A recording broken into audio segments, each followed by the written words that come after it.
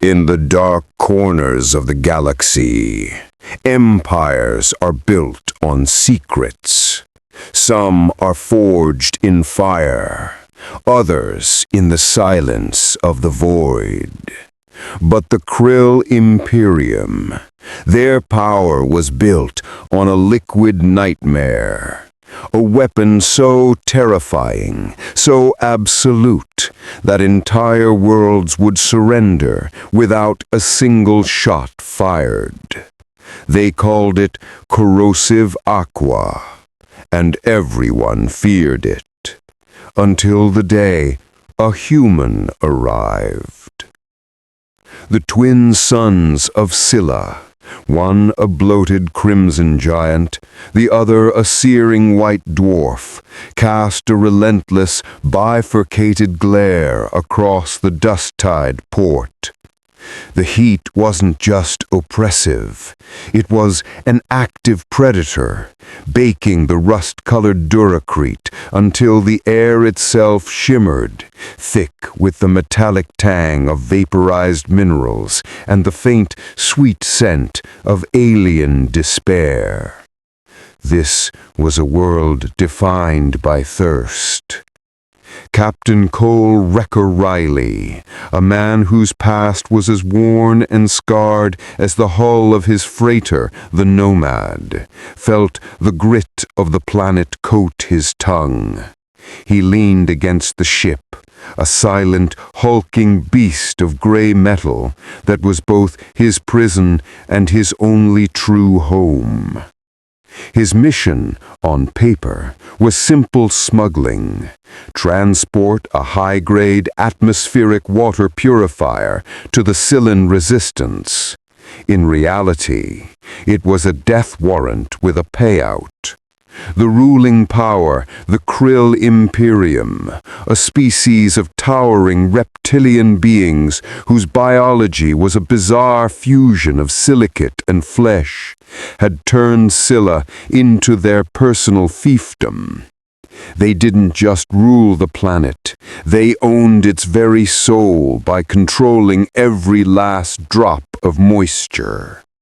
The port was a testament to their tyranny, a sprawling, chaotic labyrinth of sun-bleached tarps and stalls cobbled together from scavenged ship parts. Aliens of a dozen different species, their forms gaunt and their movements sluggish, huddled in the slivers of shade, their eyes following the ever-present Kryll enforcers. These enforcers, clad in obsidian armor that seemed to drink the light, patrolled with an air of absolute authority. They were supervising the daily water ration, a moment that was the center of every Scylan's day. A long, mournful line of civilians snaked through the plaza, each holding a pathetic container, waiting for their ladle of a viscous green liquid that barely passed for water. But it wasn't this scene of quiet desperation that truly defined the port's atmosphere of terror. It was the other canisters, set apart, guarded by elite sentinels armed with pulsing energy rifles, were the sleek, black cylinders marked with a stark, terrifying symbol, a single droplet dissolving into nothingness. This was the Kryll's infamous hydro-weapon, known in hushed, fearful whispers as Corrosive Aqua. It was a marvel of biochemical warfare, an engineered liquid so hypercaustic to carbon-based life that a single drop could trigger a catastrophic cellular dissolution. It was a weapon of absolute horror, and the Kryll used its mere presence to keep an entire world in chains. Cole's plan was to blend in, make the drop, and be gone before the white dwarf set. He was done with wars, done with causes, The Galactic War had taught him that heroism was a fool's game, a fast track to a shallow grave on a forgotten moon. Scylla wasn't his problem. The thirst in the people's eyes, the quiet suffering, he had to ignore it. It was the only way to survive. Cole was in the process of finalizing the exchange in a dimly lit cantina that stank of fermented alien fungi and burnt circuits. His contact, a twitchy Rhodian named Grex, was counting out the payment in tarnished credit chips, his snout quivering with anxiety. That's when the plaza outside erupted. Not in noise, but in a sudden, sharp intake of collective breath, a vacuum of sound that was more alarming than any explosion. Cole moved to the doorway, peering out into the blinding glare. The crowd had parted, like a frightened school of fish, creating a stark, empty circle in the center of the plaza. Inside that circle stood 2 Kryll enforcers and a young woman. She was a Nereid, a species rarely seen so far from their water-rich homeworlds. Her skin was a breathtaking shade of iridescent blue, shimmering and shifting with an inner light, and her large liquid silver eyes were wide with a terror that felt ancient and profound. She was a creature of oceans and mists, stranded in a desert of despair, and now she was utterly alone. The locals who traded with her, who perhaps even called her a friend, now refused to meet her gaze. They melted into the shadows, their faces etched with a grim, practiced neutrality that was a form of betrayal in itself. The Kryll voice amplified, grating and metallic. The lead enforcer, his helmet amplifying his voice into a grating metallic rasp, held up a glowing data slate. "Lyra of the Shallows," he boomed, the name echoing across the silent plaza. "You stand accused of the highest crime, unsanctioned water collection. You have stolen from the Imperium." He sneered, a horrifying sound like grinding rocks. He then gave a curt nod to his partner. The second enforcer unslung one of the dreaded black canisters of Corrosive Aqua, its surface cool and menacing despite the oppressive heat. A wave of panic rippled through the crowd. This was more than an arrest, it was a ritual of fear. "We believe in public education," he continued, his voice dripping with sadistic glee. "Let this be a lesson to all who would defy the generosity of the Kryll, a demonstration of the price of defiance."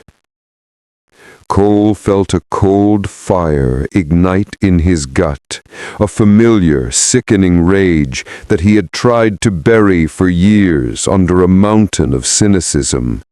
He saw the faces of his squad pinned down, calling for a rescue that never came. He felt the weight of their final moments, the guilt of being the only one to walk away. Grex, his contact, grabbed his sleeve, his whisper frantic. "Human, no! Walk away! That's their hydro weapon. You'll be nothing but a memory and a bad smell. This is not your fight." But it was too late.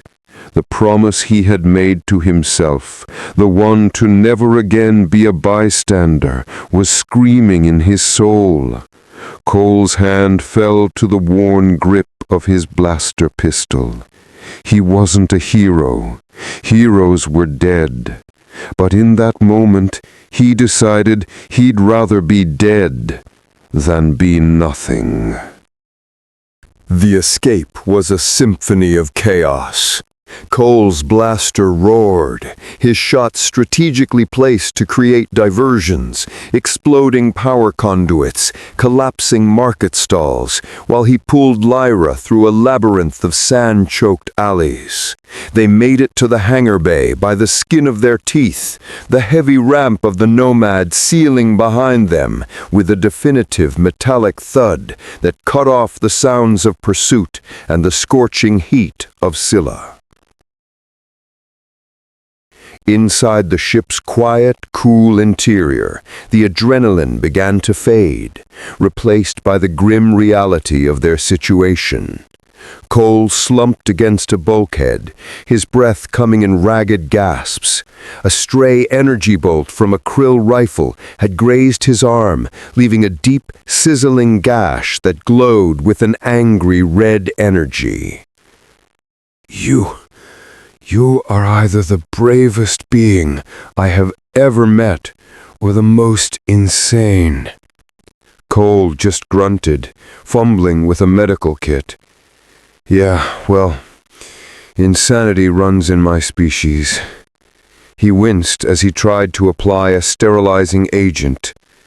Wait, Lyra said softly, approaching him. Let me. She gently took a flask of purified water from his kit, the same kind he had been smuggling. My people, we are one with water, she explained, her voice taking on a reverent quality. We have a ritual, the water bonding. It allows us to share our life force, to harmonize with the very essence of another being through the medium of water. I can help your body heal itself. She paused, her gaze searching his, a profound vulnerability in her expression. But it is a deep connection, a true bond. I will see your past, feel your pain, and you will see mine. Cole looked at the wound, then back at her. The pain was immense, but it was the look of absolute trust in her eyes that made his decision. He simply nodded. She poured the cool, clear water over her hands, which began to glow with a soft, ethereal light. She then placed her palms gently over his seared flesh. The sensation was immediate and overwhelming. It wasn't just coolness, it was a profound wave of peace, of life, of connection that washed through his entire being. He saw her memories in a torrent of images and emotions, a vibrant, sun-dappled ocean world of impossible beauty. The arrival of the dark, angular Kryll ships like stains upon the sky. The slow, agonizing poisoning of her world's oceans, the water turning sickly and weak and unable to resist conquest. It was a silent, patient, and utterly monstrous genocide. As she held her hands there, she explained the Kryll's true monstrous secret. They weren't just hoarding water on arid worlds like Scylla. They were creating them.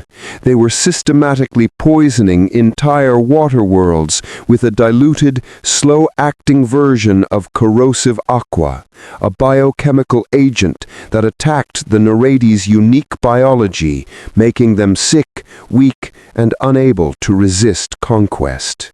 It was a silent, patient, and utterly monstrous genocide. The water on his arm pulsed with a soft blue light as his skin began to knit itself back together with impossible speed. But a far deeper bond was being forged, a current of shared pain and understanding that healed wounds far deeper than flesh, connecting two disparate souls in the silent depths of space. Their sanctuary was short-lived. A klaxon blared through the ship, and red lights flashed across the cockpit. A colossal Kryll dreadnought, the Desiccator, had dropped out of hyperspace, its jagged, obsidian form blotting out the stars. A tractor beam, a sickly green band of energy, slammed into the nomad, locking them in an unbreakable grip.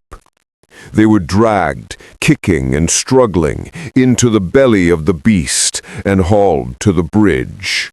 It was a vast, cavernous chamber of cold black metal, bathed in the crimson glow of emergency lighting. On a throne-like command chair forged from the wreckage of a conquered vessel sat Warlord Vorlog. He was a hulking, scarred Kryll, larger and more menacing than any Cole had ever seen, his arrogance a palpable force in the room. His cold, reptilian eyes surveyed them with a mixture of amusement and contempt. "A human," Vorlog mused, his voice a low, rumbling growl that seemed to vibrate in Cole's bones. "A species of walking water sacks, so utterly dependent on the very substance we control. How fragile you must be." He then turned his gaze to Lyra, a cruel sneer twisting his lips. "And a Nereid, the last little ripple from this pathetic dusty rock. You have caused me a great deal of inconvenience." Vorlog had a flair for the dramatic, for terror as a tool of governance. He gestured to his elite guards. "Bring the aqua." A large, transparent vat filled with the swirling emerald-green corrosive aqua was wheeled onto the bridge. The liquid seemed to writhe with a life of its own, an unsettling, malevolent energy emanating from it. Vorlog's plan was clear. He intended to execute Lyra in the most horrifying way imaginable, a spectacle for his bridge crew. "Let your human friend bear witness to the fate of those who defy the might of the Kryll Imperium." Two guards grabbed Lyra, forcing her towards the vat, their claws digging into her delicate arms. Her silver eyes locked with Cole's, a silent, heartbreaking plea within them. In that moment, Cole knew there was no escape, no clever plan, only one insane, species-defining, completely illogical action he could take. With a guttural roar, he broke free from his captors, shoving them aside with a strength they hadn't anticipated. But instead of launching a futile attack on the warlord, he did something that shattered the very fabric of galactic biological understanding.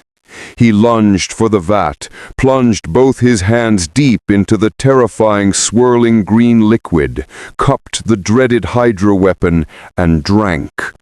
A stunned, horrified silence descended upon the bridge. Vorlog's sneer froze on his face. The guards stopped manhandling Lyra, their movements halting mid-action. Every alien on that bridge stared, their minds unable to process what they had just witnessed. They waited for him to scream, to convulse, or to dissolve into a puddle of biological sludge. Cole let out a loud, satisfied sigh, wiping his mouth with the back of his hand. He looked Vorlog directly in the eyes. "A bit of a kick," he declared with a defiant, almost manic grin. "But not bad. You guys should really try filtering this stuff. Tastes like cheap tequila." The shock on the bridge was absolute. A tangible force that was more effective than any weapon. For a critical, beautiful second, the entire Kryll command structure was paralyzed by an event that their science, their history, and their entire worldview told them was a physical impossibility. A carbon-based life form had just consumed a weapon designed to obliterate carbon-based life. That second of cognitive dissonance was all Lyra needed. Inspired by Cole's impossible, breathtaking act of courage, she closed her eyes and reached out with her mind. She didn't project fear or anger. She connected to her oldest, most primal ally, water. And on a military vessel, water was everywhere.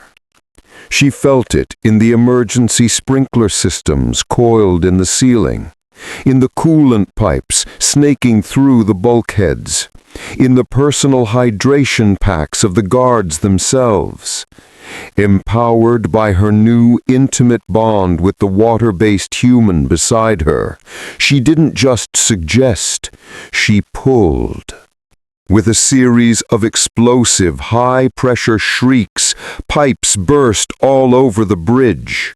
But it wasn't fresh water that sprayed out in blinding high-velocity jets. It was the ship's own reserve of Corrosive Aqua, stored for the fire suppression system. The Kryll enforcers, who moments before had been symbols of untouchable power, shrieked in agony. Their silicate-based skin, which was resistant to conventional heat, had no defense against the hypercaustic agent they had perfected. Their armor sizzled, and their bodies began to dissolve as the very weapon they wielded against the galaxy was turned upon them with brutal efficiency.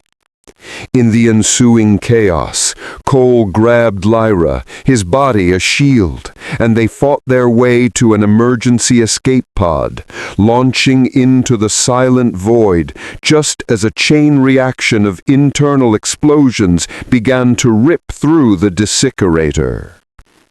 Later, safely aboard a rescue ship from the very resistance Cole had been trying to supply, they broadcast the Dreadnought's unedited bridge recordings to the Galactic Council. The evidence of the Kryll's genocide, coupled with the unbelievable, species-defining footage of a human drinking their ultimate weapon, sent shockwaves of disbelief and fear through the stars. The Kryll Imperium, its greatest secret and its greatest weakness now exposed, began to crumble under the weight of a dozen newly emboldened rebellions. Months later, on a reclaimed Nereid world of breathtaking beauty, where oceans of pure, clean water stretched to the horizon, Cole and Lyra stood on a shore of crystalline sand. They were watching a small, orphaned Nereid child, her iridescent blue skin shimmering in the light, laugh as she played in the waves. They had adopted her, a new family forged in the crucible of fire and water. Cole took Lyra's hand, their fingers intertwining. Their bond had become a legend, a symbol of hope and defiance. It was a story whispered across the galaxy, proving that one species' poison could be another's defiance, that courage was a force that could rewrite the laws of biology, and that the most powerful force in the universe wasn't a weapon, but the simple, insane, and glorious act of standing up for another when all hope seemed lost.